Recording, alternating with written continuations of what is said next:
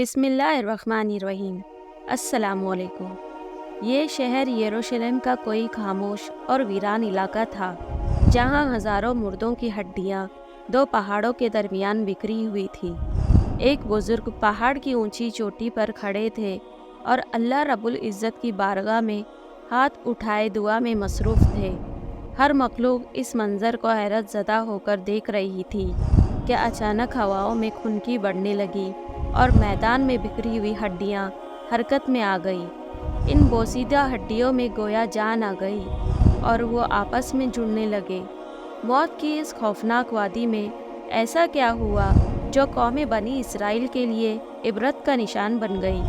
वो बुज़ुर्ग कौन थे जिनकी दुआ से ये मौजज़ा पेश आया? आज हम इस वीडियो में हज़रत हिज़किय्याह अलैहिस्सलाम और मौत की वादी के इस इबरतनाक वाक़ये को तफसील से जानेंगे। हज़रत हिज़किय्याह अलैहिस्सलाम एक नेक, साबिर और बुरगुज़ीदा नबी थे। हज़रत हिज़किय्याह अलैहिस्सलाम के वालिद का नाम बोज़ी काहिन था, जबकि बाज़ लोगों ने लिखा कि आप हज़रत यर्मिया अलैहिस्सलाम के बेटे हैं। अब्रानी ज़बान में हिज़किय्याह के मायने अल्लाह की कुदरत के होते हैं। बाज़ उलमा ने कुरान मजीद में मौजूद नाम ज़ुल्किफ़्ल को हज़रत हिज़किय्याह का दूसरा नाम करार दिया है। हज़रत हिज़किय्याह के बासत का ज़माना 622 कबल मसीह का है। रिवायतों से पता चलता है कि आप अलैहिस्सलाम अभी बच्चे थे कि वालिद का इंतकाल हो गया। जब आपकी बासत का ज़माना करीब आया तो आपके वालिदा बहुत ज़ईफ़ और बूढ़ी हो चुकी थी, इसलिए बनी इसराइल के लोग आपको इब्ने अल अजूद यानी बुढ़िया का बेटा कहकर पुकारते थे। हज़रत हिज़किय्याह अलैहिस्सलाम हज़रत मूसा अलैहिस्सलाम के तीसरे खलीफा थे, जो मनसब नबुवत पर सरफराज किए गए थे। हज़रत मूसा अलैहिस्सलाम की वफ़ात के बाद आपके खलीफा अव्वल हज़रत यूशा बिन नून हुए। उनके बाद हज़रत कालिब बिन यूहन्ना ने बनी इसराइल की इमामत की और फिर उनके बाद हज़रत हिज़किय्याह अलैहिस्सलाम हज़रत मूसा अलैहिस्सलाम की जानशीन और नबी हुए। दरअसल हज़रत मूसा अलैहिस्सलाम से हज़रत ईसा अलैहिस्सलाम तक के इस तवील अरसे में अल्लाह रब्बुल इज़्ज़त ने बनी इसराइल में बहुत से पैगंबरों को मबूस फरमाया, जिनकी दुरुस्त तादाद का इल्म सिर्फ अल्लाह अज़्ज़ व जल को है। इनमें से चंद पैगंबरों का तज़किरा कुरान मजीद में है, बास का तफसील से तो कुछ का मुख्तसर सा जिक्र हुआ है। लिहाजा हज़रत यूशा और हज़रत हिज़किय्याह का नाम कुरान मजीद में मौजूद नहीं है। अलबत्ता बाज़ वाक़यात के ज़मन में इन नबियों का जिक्र अहादीस और अक़वाल में मिलता है।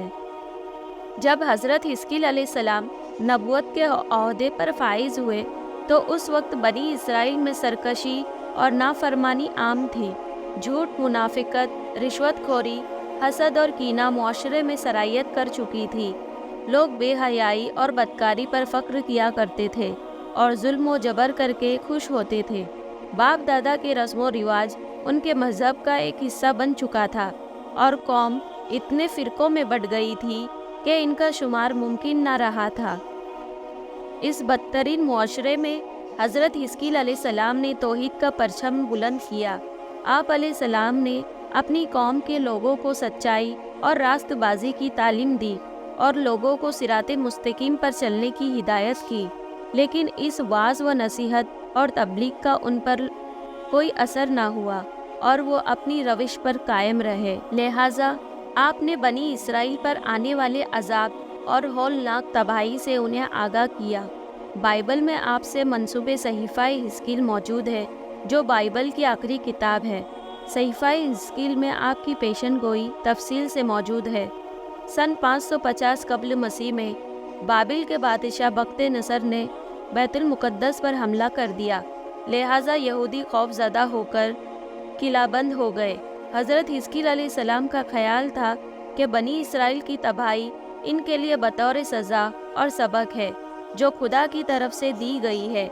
आप अलैहिस्सलाम ने तौबा पर जोर देते हुए अपनी कौम के लोगों से कहा कि तौबा करो और अपनी सारी बदकारियों से बाज आ जाओ। सारे बुरे काम जिन्हें करके तुम गुनहगार होते हो, खुद से जुदा करके फेंक दो और अपने लिए एक नई रूह पैदा करो। महीनों तक ये मुहासरा जारी रहा। आखिरकार मजबूर होकर एक रोज़ लोग शहर से निकलकर भाग गए। बख्त नसर की फौजों ने इनका ताक़ुब करके इनको कत्ल कर दिया। पूरा यरूशलेम खाक व खून से लथपथ हो गया। इसी दौरान एक ऐसा वाक़या पेश आया जिससे बनी इसराइल हैरत ज़दा रह गए और ये वाक़या निशानी इबरत बन गया।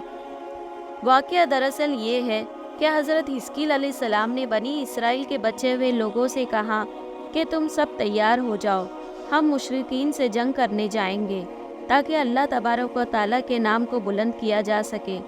बनी इसराइल ने जब जंग और जिहाद की बात सुनी तो अपनी जानों के खौफ से भाग खड़े हुए और आबादी से दूर एक वादी में जाकर क़याम पजीर हो और दो पहाड़ों की घाटियों के दरमियान रहने लगे। अल्लाह रब्बुल इज़्ज़त को इनकी ये हरकत बहुत ज़्यादा नापसंद हुई। चुनांचा अल्लाह ताला ने एक अज़ाब के फरिश्ते को इस जंगल में भेज दिया, जिसने एक पहाड़ की आड़ में छुपकर चीख मार कर बुलंद आवाज़ से ये कहा कि तुम सब मर जाओ। इस भयानक चीख को सुनकर सब के सब लोग वहीं मर गए, जिनकी तादाद 70,000 थी। इन मुर्दों की तादाद इस कदर ज़्यादा थी कि लोग उनके कफन व दफन का कोई इंतज़ाम न कर सके और उन लोगों की लाशें खुले मैदान में गौर व कफन यूं ही पड़ी रही। कुछ अरसे बाद ये लाशें इसी तरह पड़ी रहने की वजह से सड़ने लगी और बेइंतहा बदबू से पूरे जंगल और उसके इतराफ़ में बदबू पैदा हो गई। कुछ लोगों ने उनकी लाशों पर रहम खाकर चारों तरफ से दीवार उठा दी ताकि ये लाशें दरिंदों से महफूज रहे। कुछ दिनों के बाद हज़रत हिस्कील अलैहिस्सलाम का इस जंगल में इन लाशों के पास से गुज़र हुआ तो अपनी कौम के 70,000 इंसानों की इस मौत नागहानी और बेगौरो कफन लाशों की फरवानी देखकर रंज व गम से इनका दिल भर गया। आप अलैहिस्सलाम आप दीदा हो गए और अल्लाह रब्बुल इज़्ज़त के दरबार में दुख भरे दिल से गिड़गिड़ा कर दुआ मांगने लगे कि या अल्लाह, ये मेरी कौम के अफराद थे जो अपनी नादानी से ये गलती कर बैठे कि मौत के डर से शहर छोड़कर जंगल में आ गए। ये सब मेरे शहर के बाशिंदे हैं। इन लोगों से मुझे मोहब्बत थी और ये लोग मेरे सुख दुख के शरीक थे। अफसोस कि ये मेरी कौम हलाक हो गई और मैं बिल्कुल अकेला रह गया। ऐ मेरे रब, ये वो कौम थी जो तेरी हम्द करती थी और तेरी तौहीद का ऐलान करती थी और तेरी किब्रियाई का खुतबा पढ़ती थी। आप अलैहिस्सलाम बड़े सौसे दिल के साथ दुआ में मशगूल थे कि अचानक आप पर वही उतर पड़ी कि ए हिस्कील, आप इन बिखरी हुई हड्डियों से फरमा दीजिए कि ए हड्डियों, बेशक अल्लाह तुमको हुक्म फरमाता है कि तुम इकट्ठा हो जाओ। ये सुनकर बिखरी हुई हड्डियों में हरकत पैदा हुई और हर आदमी की हड्डियाँ जमा होकर हड्डियों के ढांचे बन गए। फिर वही आई कि ए हिस्कील, आप फरमा दीजिए कि ए हड्डियों, तुमको अल्लाह का ये हुक्म है कि तुम गोश्त पहन लो।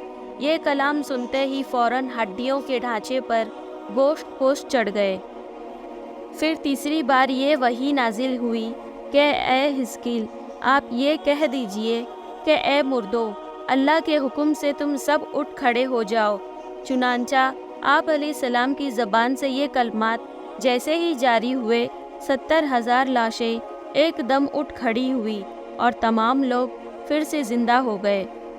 फिर ये सब लोग जंगल से रवाना होकर अपने शहर में आकर दोबारा आबाद हुए और अपनी उम्र की मुद्दत भर जिंदा रहे। लेकिन इन लोगों पर इस मौत का इतना निशान बाकी रह गया कि इनकी औलाद के जिस्मों से सड़ी हुई लाश की बदबू बराबर आती रही।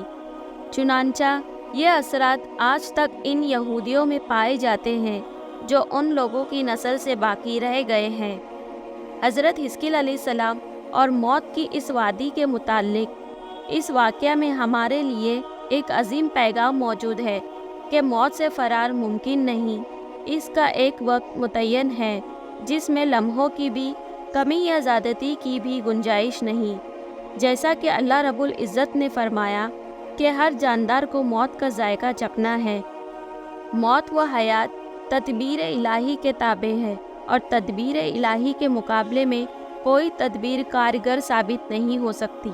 सूरे इनाम में अल्लाह रब्बुल इज़्ज़त ने इरशाद फरमाया, तुम जहाँ भी जाओगे وقت مقررہ پر موت تمہیں جا پکڑے گی، چاہے تم مضبوط قلعوں میں ہی کیوں نہ رہ رہے ہو۔